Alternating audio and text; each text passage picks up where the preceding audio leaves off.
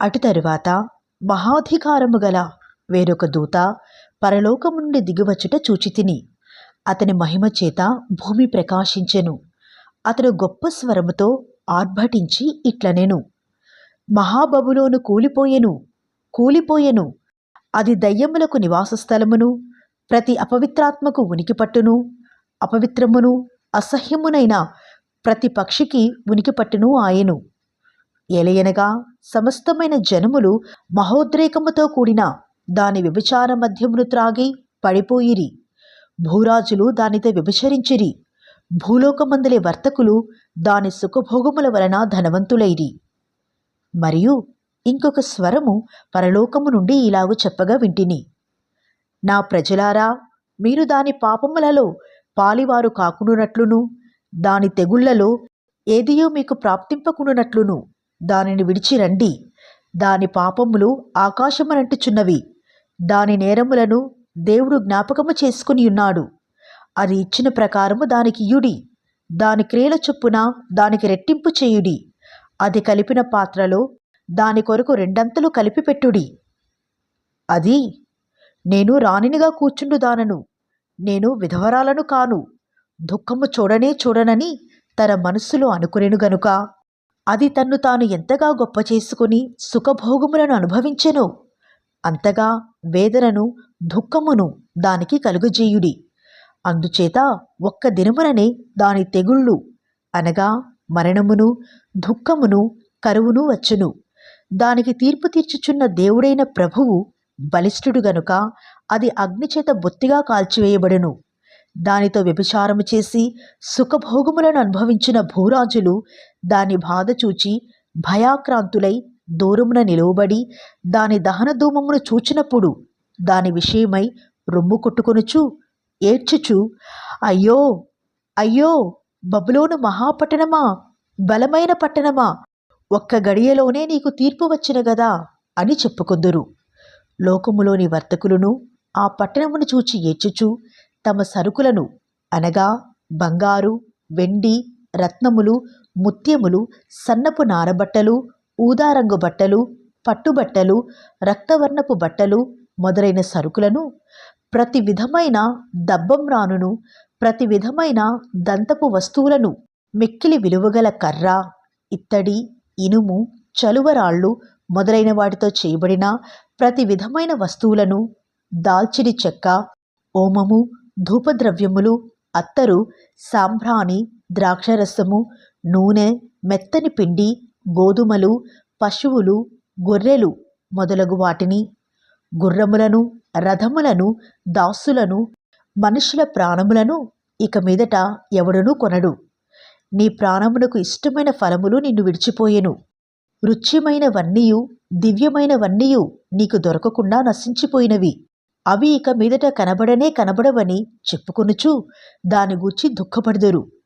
ఆ పట్టణము చేత ధనవంతులైన ఈ సరుకుల వర్తకులు ఏడ్చుచు దుఃఖపడుచు, అయ్యో అయ్యో, సన్నపు నారబట్టలను, ధూమ్ర రక్తవర్ణపు వస్త్రములను ధరించుకొని బంగారముతోనూ రత్నములతోనూ ముత్యములతోనూ అలంకరింపబడిన మహాపట్టణమా, ఇంత ఐశ్వర్యము ఒక్క గడియలోనే పాడైపోయేనే అని చెప్పుకొనుచు దాని బాధను చూచి భయాక్రాంతులై దూరముగా నిలుచుందురు. ప్రతి నావికుడును ఎక్కడికైనను సబురు చెయ్యు ప్రతివాడును, ఓడవారును, సముద్రము మీద పనిచేసి జీవనము చేయు వారందరూ దూరముగా నిలిచి దాని దహన ధూమమును చూచి, ఈ మహాపట్టణముతో సమానమైనదేది అని చెప్పుకొనుచు కేకలు వేసి తమ తలల మీద దుమ్ము పోసుకొని ఏడ్చుచు దుఃఖించుచు, అయ్యో అయ్యో, ఆ మహాపట్టణము, అందులో సముద్రము మీద ఓడలు గల వారందరూ దాని యందలి అధిక వ్యయము చేత ధనవంతులైరి, అది ఒక్క గడియలో పాడైపోయినే అని చెప్పుకొనుచు కేకలు వేయుచుండిరి. పరలోకమా, పరిశుద్ధులారా, అపోస్తులులారా, ప్రవక్తలారా, దాని గూర్చి ఆనందించుడి. ఎలయనగా దాని చేత మీకు కలిగిన తీర్పుకు ప్రతిగా దేవుడు ఆ పట్టణమునకు తీర్పు తీర్చియున్నాడు. తరువాత బలిష్ఠుడైన ఒక దూత గొప్ప తిరుగటి రాతి వంటి రాయి ఎత్తి సముద్రములో పడవేసి, ఈలాగు మహాపట్టణమైన బబులోను వేగముగా పడద్రోయబడి ఇక ఎన్నటికినీ కనబడకపోవును. నీ వర్తకులు భూమి మీద గొప్ప ప్రభువులై ఉండిరి.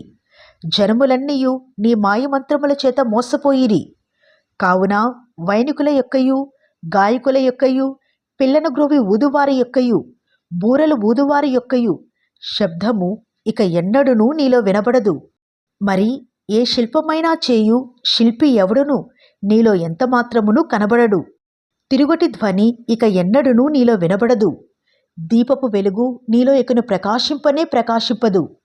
పెండ్లి కుమారుని స్వరమును పెండ్లి కుమార్తె స్వరమును నీలో ఇక ఎన్నడునూ వినబడవు అని చెప్పెను. మరియు ప్రవక్తల యొక్కయు పరిశుద్ధుల యొక్కయు భూమి మీద వధింపబడిన వారందరి యొక్కయు రక్తము ఆ పట్టణములో కనబడెను అనెను.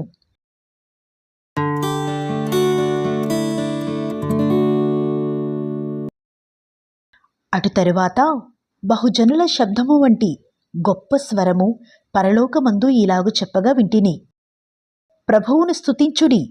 రక్షణ, మహిమ, ప్రభావములు మన దేవునికే చెల్లును.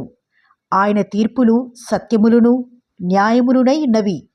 తన వ్యభిచారముతో భూలోకమును చెరిపిన గొప్ప వేశ్యకు ఆయన తీర్పు తీర్చి తన దాసుల రక్తమును బట్టి దానికి ప్రతిదండన చేసెను. మరి రెండవసారి వారు ప్రభువును స్తుతించుడి అనిరి. ఆ పట్టణపు పొగ యుగయుగములు పైకి లేచుచున్నది. అప్పుడు ఆ 24 పెద్దలును 4 జీవులును సాగిలపడి ఆమేన్, ప్రభువును స్తుతించుడి అని చెప్పుచు సింహాసనాసీనుడగు దేవునికి నమస్కారము చేసిరి. మరియు మన దేవుని దాసులారా, ఆయనకు భయపడువారలారా, కొద్దివారేమి గొప్పవారేమి, మీరందరూ ఆయనను స్తుతించుడి అని చెప్పుచున్న యొక్క స్వరము సింహాసనమునొద్ద నుండి వచ్చెను. అప్పుడు గొప్ప జనసమూహము శబ్దమును విస్తారమైన జలముల శబ్దమును బలమైన ఉరుముల శబ్దమును పోలిన యొక్క స్వరము, సర్వాధికారియు ప్రభువునకు మన దేవుడు ఏలుచున్నాడు, ఆయనను స్తుతించుడి. గొర్రెపిల్ల వివాహోత్సవ సమయము వచ్చినది.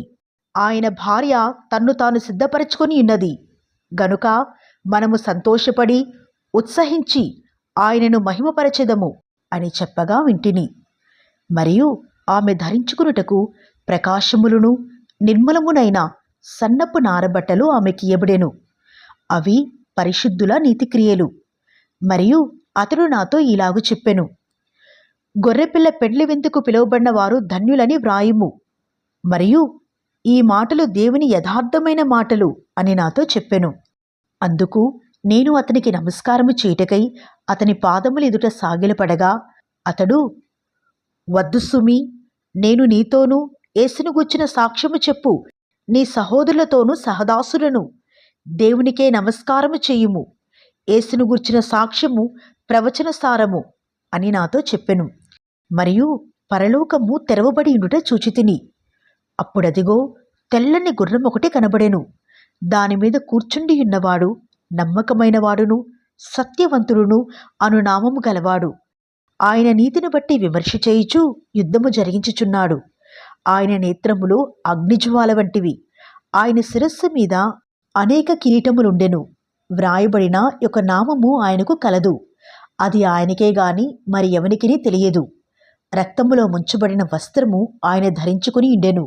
మరియు దేవుని వాక్యము అను నామము ఆయనకు పెట్టబడి ఉన్నది. పరలోకమందున్న సేనలు శుభ్రమైన తెల్లని నారబట్టలు ధరించుకొని తెల్లని గుర్రములెక్కి ఆయనను వెంబడించుచుండిరి. జనములను కొట్టుటకై ఆయన నోట నుండి వాడిగల ఖడ్గము బయలువెడలుచున్నది. ఆయన ఇనుపదండముతో వారిని ఏలును. ఆయనే సర్వాధికారియగు దేవుని తీక్షణమైన ఉగ్రత అను మధ్యపు తొట్టి త్రొక్కును. రాజులకు రాజును ప్రభువులకు ప్రభువును అను నామము ఆయన వస్త్రము మీదను తొడమీదను వ్రాయబడి ఉన్నది. మరియు ఒక దూత సూర్యబింబములో నిలిచిండుట చూచితిని. అతడు గొప్ప శబ్దముతో ఆర్భటించి, రండి, రాజుల మాంసమును సహస్రాధిపతుల మాంసమును బలిష్ఠుల మాంసమును గుర్రముల మాంసమును వాటి మీద కూర్చుండు వారి మాంసమును స్వతంత్రులదేమి దాసులదేమి కొద్దివారిదేమి గొప్పవారిదేమి అందరి యొక్క మాంసమును తినుటకై దేవుని గొప్ప విందుకు కూడిరండి అని ఆకాశ మధ్యమందు ఎగురుచున్న సమస్త పక్షులను పిలిచెను. మరియు ఆ గుర్రము మీద కూర్చున్న వానితోనూ ఆయన సేనతోనూ యుద్ధము చేయుటకై ఆ క్రూర మృగమును భూరాజులను వారి సేనలను కూడియుండగా చూచితిని. అప్పుడు ఆ మృగమును దానెదుట సూచక క్రియలు చేసి దాని ముద్రను వేయించుకునిన వారిని, ఆ మృగపు ప్రతిమకు నమస్కరించిన వారిని మోసపరిచిన ఆ అబద్ధ ప్రవక్తయు పట్టబడి వారిద్దరూ గంధకముతో మండు అగ్నిగుండములో ప్రాణముతోనే వేయబడిరి. కడమవారు గుర్రము మీద కూర్చున్న వాని నోట నుండి వచ్చిన ఖడ్గము చేత వధింపబడిరి. వారి మాంసమును పక్షులన్నీయు కడుపారా తినెను.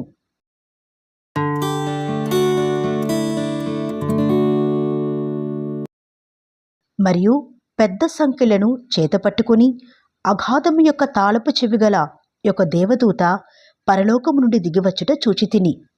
అతడు ఆది సర్పమును అనగా అపవాదియు సాతానును అను ఆ ఘటసర్పమును పట్టుకుని 1000 సంవత్సరములు వానిని బంధించి అగాధములో పడవేసి, ఆ 1000 సంవత్సరములు గడచు వరకు ఇక జనములను మోసపరుచుకున్నట్లు అగాధమును మూసి దానికి ముద్ర వేసెను. అటు పిమ్మట వాడు కొంచెము కాలము విడిచిపెట్టబడవలెను. అంతటా సింహాసనములను చూచితిని.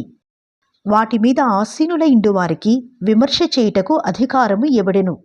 మరియు క్రూరమృగమునకైనను దాని ప్రతిమకైనను నమస్కారము చేయక తమ నొసళ్ళ యందుగాని చేతుల యందుగాని దాని ముద్ర వేయించుకుని వారిని యేసు విషయమై తామిచ్చిన సాక్ష్యము నిమిత్తమును దేవుని వాక్యము నిమిత్తమును శిరచ్ఛేదనము చేయబడిన వారి ఆత్మలను చూచితిని. వారు బ్రతికిన వారై 1000 సంవత్సరములు క్రీస్తుతో కూడా రాజ్యము చేసిరి. ఆ 1000 సంవత్సరములు గడుచు వరకు కడమ మృతులు బ్రతుకలేదు. ఇదియే మొదటి పునరుత్థానము. ఈ మొదటి పునరుత్థానములో పాలుగలవారు ధన్యులను పరిశుద్ధులునై ఇందురు. ఇట్టి వారి మీద రెండవ మరణమునకు అధికారము లేదు. వీరు దేవునికిని క్రీస్తుకును యాజకులై క్రీస్తుతో కూడా 1000 సంవత్సరములు రాజ్యము చేయుదురు. 1000 సంవత్సరములు గడిచిన తరువాత సాతాను తానున్న చెరలో నుండి విడిపింపబడెను. భూమి నలుదిశల యందుండు జనములను లెక్కకు సముద్రపు ఇసుకవలే ఉన్న గోగు మాగోగు అనువారిని మోసపరిచి వారిని యుద్ధమునకు పోగు చేయుటకై వాడు బయలుదేరును. వారు భూమి ఎందంతట వ్యాపించి పరిశుద్ధుల శిబిరమును ప్రియమైన పట్టణమును ముట్టడివేయగా పరలోకములో నుండి అగ్ని దిగివచ్చి వారిని దహించెను. వారిని మోసపరిచిన అపవాది అగ్ని గంధకములు గల గుండములో పడవేయబడెను. అచ్చట ఆ క్రూరమృగమును అబద్ధ ప్రవక్తయు ఉన్నారు. వారు యుగయుగములు రాత్రింబగళ్ళు బాధింపబడుదురు. మరియు ధవళమైన మహాసింహాసనమును దాని యందు ఆసీనుడయున్న ఒకరిని చూచితిని. భూమి ఆకాశములు ఆయన సముఖము నుండి పారిపోయెను. వాటికి నిలువ చోటు కనబడకపోయెను. మరియు గొప్పవారేమి కొద్దివారేమి మృతులైన వారందరూ ఆ సింహాసనం ఎదుట నిలువబడినుట చూచితిని. అప్పుడు గ్రంథములు విప్పబడెను. మరియు జీవగ్రంథమును వేరొక గ్రంథము విప్పబడెను. ఆ గ్రంథముల యందు వ్రాయబడి ఉన్న వాటిని బట్టి తమ క్రియల చొప్పున మృతులు తీర్పు పొందిరి. సముద్రము తనలో ఉన్న మృతులను అప్పగించెను. మరణమును పాతాళ లోకమును వాటి వశమునున్న మృతులను అప్పగించెను. వారిలో ప్రతివాడు తన క్రియల చొప్పున తీర్పు పొందెను. మరణమును మృతుల లోకమును అగ్నిగుండములో పడవేయబడెను. ఈ అగ్నిగుండము రెండవ మరణము. ఎవని పేరైనను జీవగ్రంథమందు వ్రాయబడినట్టు కనబడని ఎడల వాడు అగ్నిగుండములో పడవేయబడెను.